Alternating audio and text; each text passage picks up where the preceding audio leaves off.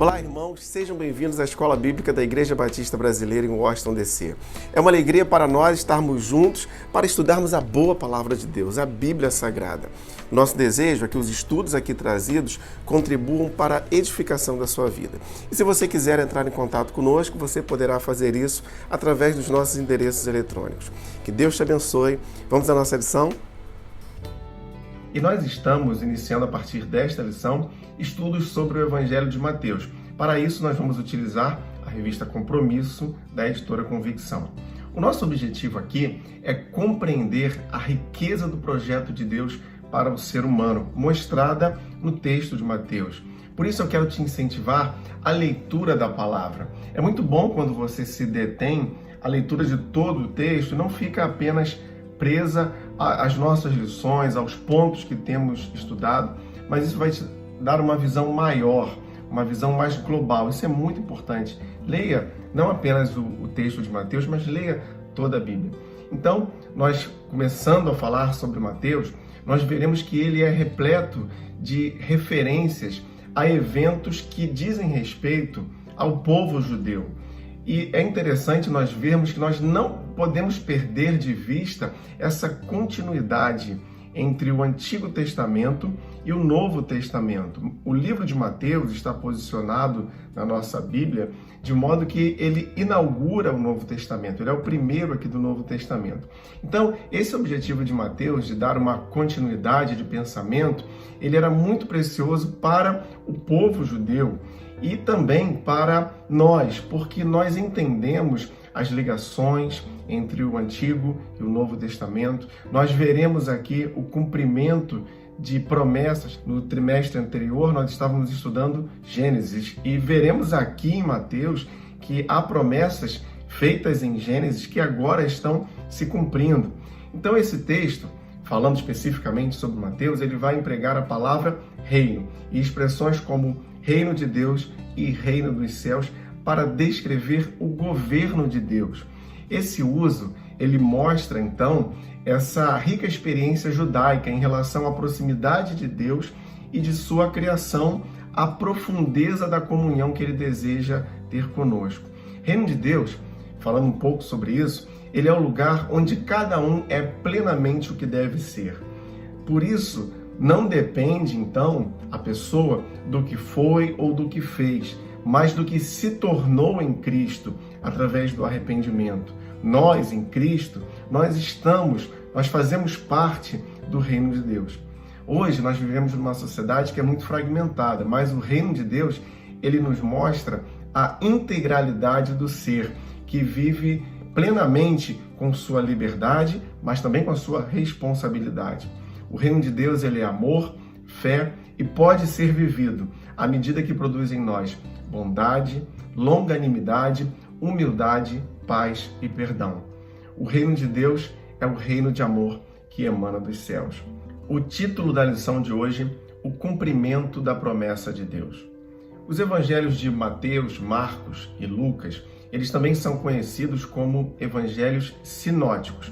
Essa palavra, ela significa ver conjuntamente, pois os três eles vão relatar muitos dos mesmos acontecimentos, sendo que cada um com a sua maneira, com o seu jeito de narrar. Mateus, olhando para o seu autor, ele é um publicano, ele é um coletor de impostos, ele era do povo hebreu, isso durante a dominação romana. Ele está narrando, então, especialmente para judeus, a chegada do reino de Deus na terra. Ele inicia o seu texto com a genealogia de Jesus, o que era muito importante para aquela cultura judaica e que coloca Jesus como um descendente da tribo de Judá, que cumpre a palavra de Jacó, quando em Gênesis capítulo 49, verso 10, diz: "O cetro não se apartará de Judá, nem o bastão de comando dos seus descendentes, até que venha aquele a quem ele pertence, e a ele as nações obedecerão." A forma de Mateus construir o seu texto, ela vai facilitar a compreensão do plano de Deus para a humanidade e também vai mostrar claramente que Jesus é o Messias prometido no Antigo Testamento. Assim, Jesus ele é apresentado como filho de Davi, o leão da tribo de Judá. Mateus 9, verso 27, diz: Saindo Jesus dali, 2 cegos o seguiram, clamando: Filho de Davi, tem misericórdia de nós. Capítulo 12, verso 23. Todo o povo ficou atônito e disse: Não será este o filho de Davi? E outros textos. A genealogia de Jesus. Evangelho de Mateus, capítulo 1, versos de 1 a 17. Diz assim o verso 1 do capítulo 1. Registro da genealogia de Jesus Cristo, filho de Davi, filho de Abraão. Esse registro genealógico, ele situa Jesus Cristo como um legítimo herdeiro do trono de Davi. E será algo muito importante para o povo judeu, pois é através da descendência que o judeu estaria habilitado a receber a sua herança. É interessante nós compararmos, então, as genealogias registradas no Evangelho de Mateus e no Evangelho segundo Lucas. Em Mateus, ela começa em Adão e termina em Jesus. Em Lucas, o movimento ele é inverso. Ele começa em Jesus e termina em Adão. Isso está registrado no capítulo 3 do Evangelho de Lucas. Essa genealogia de Mateus, ela está dividida em 3 seções. A primeira, de Abraão até Davi. A segunda, de Davi ao exílio na Babilônia. E a terceira, da Babilônia a José. Entre cada período desse registrado, há 14 gerações, o que é um número muito simbólico para os judeus, pois 14 são 2 vezes o 7, que fala de perfeição. Então, o 14 aqui está indicando a dupla perfeição do que está sendo registrado, algo que é muito perfeito. Outro fato interessante aqui nessa genealogia são a presença de 5 mulheres. Nós vamos ver Tamar, Raabe, Ruth, a mulher de Urias e Maria, a mãe de Jesus. Tamar, aquela que foi injustiçada. Nós estudamos sobre esse assunto em nossas lições do trimestre anterior, quando falávamos sobre Gênesis. Você pode voltar lá e assistir nossas lições. Raabe, a prostituta. Ruth, aquela que era uma estrangeira ao seu povo. A mulher de Urias, com quem Davi adulterou, e assim nasce Salomão. E Maria, a mãe de Jesus. O nascimento de Jesus. Mateus capítulo 1, verso 18 a capítulo 2, verso 18.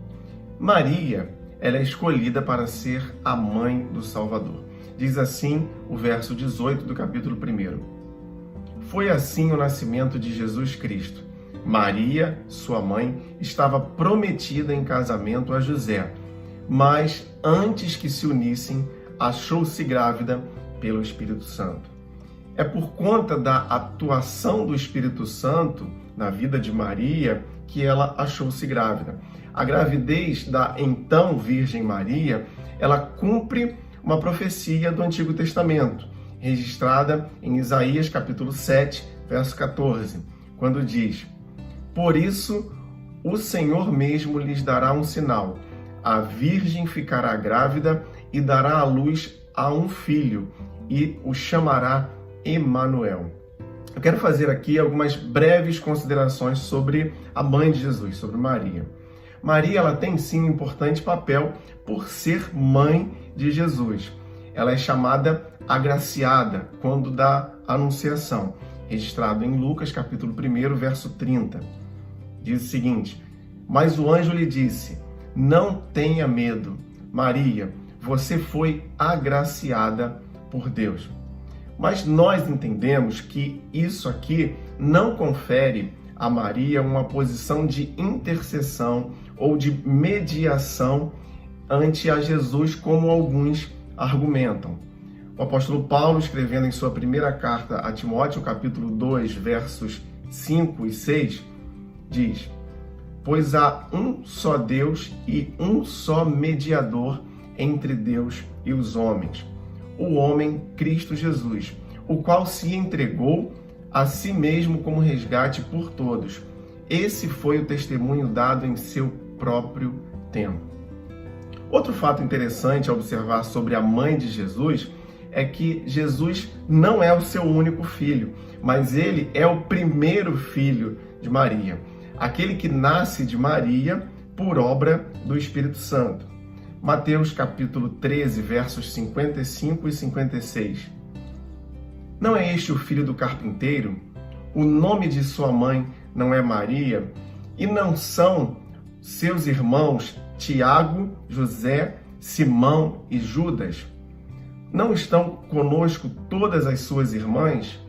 E ainda em Mateus, capítulo 12, verso 46, falava ainda Jesus à multidão quando sua mãe e seus irmãos chegaram do lado de fora, querendo falar com ele. Em suma, a Bíblia, ela nos mostra que Jesus teve 4 irmãos e um número desconhecido de irmãs.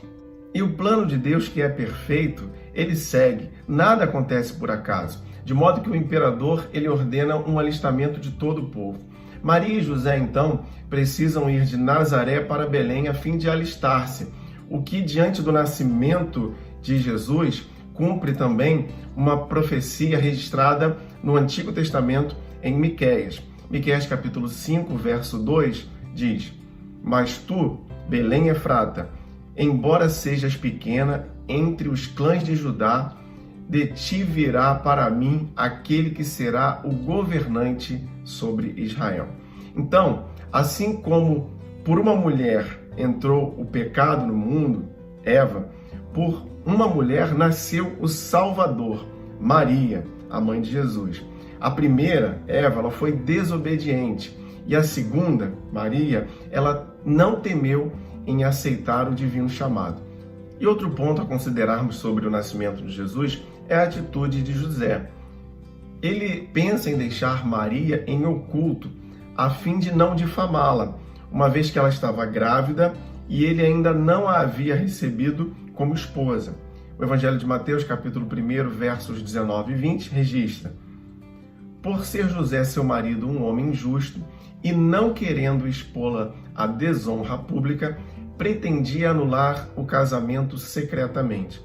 Mas, depois de ter pensado nisso, apareceu-lhe um anjo do Senhor em sonho e disse: José, filho de Davi, não tema receber Maria como sua esposa, pois o que nela foi gerado procede do Espírito Santo. Ainda os versos 24 e 25 diz: Ao acordar, José fez o que o anjo do Senhor lhe tinha ordenado e recebeu Maria como sua esposa, mas não teve relações com ela enquanto ela não deu à luz um filho, e lhe pôs o nome de Jesus. José não teve relações sexuais com Maria até o nascimento de Jesus, permanecendo Maria, então, virgem até o parto. E o rei Jesus, ele não nasce, então, em um palácio, mas nasce em uma manjedoura. O seu nascimento incomoda as autoridades daquela época. Evangelho de Mateus, capítulo 2, versos de 1 a 3. Depois que Jesus nasceu em Belém da Judéia, nos dias do rei Herodes, magos vindo do Oriente chegaram a Jerusalém e perguntaram: Onde está o recém-nascido rei dos judeus? Vimos a sua estrela no Oriente e viemos adorá-lo. Quando o rei Herodes ouviu isso, ficou perturbado, e com ele toda a Jerusalém.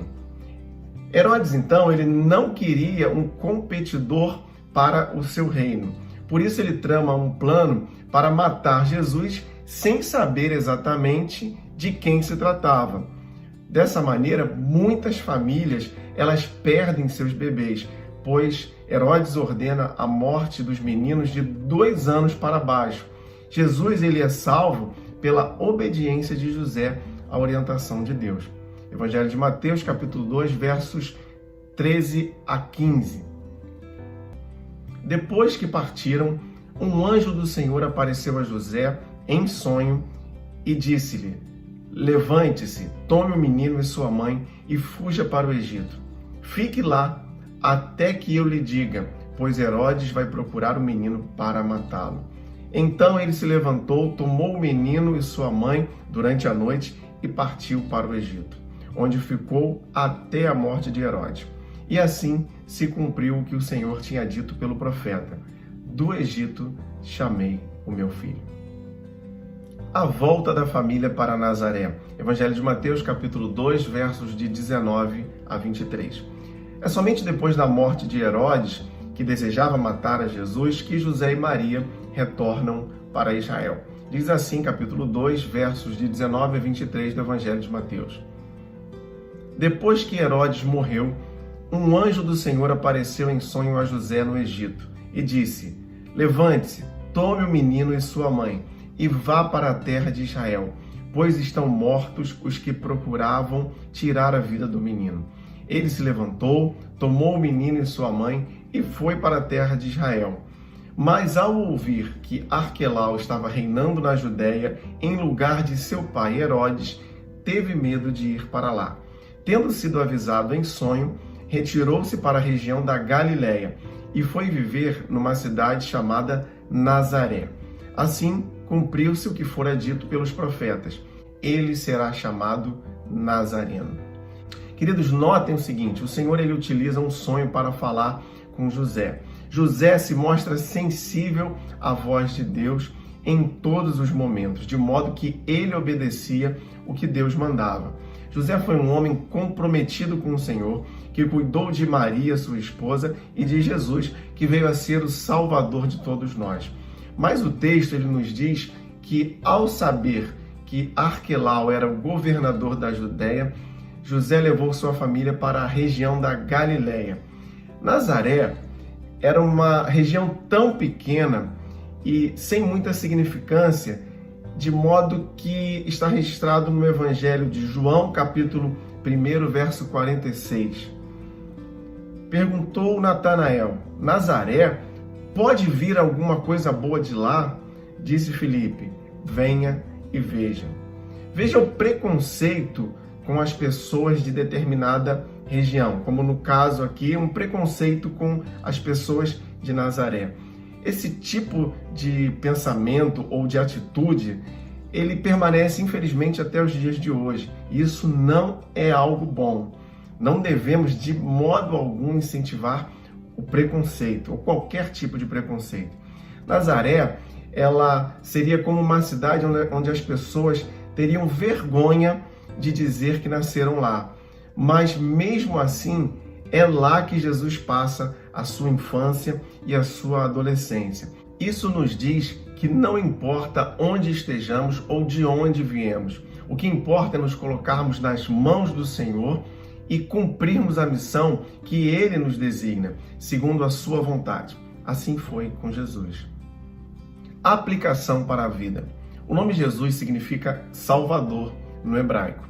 O filho de Maria se chamava Jesus Cristo. Cristo significa ungido no hebraico e Messias no grego. Portanto, Jesus, ele é o nome humano, mas Cristo é o Messias ungido. Que lugar você dá a Jesus em sua vida? Ele deve ser o seu Rei, o seu Senhor e o seu Salvador. Vamos orar, vamos falar com Deus. Feche seus olhos. Senhor, muito obrigado pela tua palavra. Pai, eu oro para que todos aqueles que estão ao alcance desta aula possam ter a Jesus como Rei, Senhor e Salvador de suas vidas. Assim eu faço, em nome de Jesus. Amém.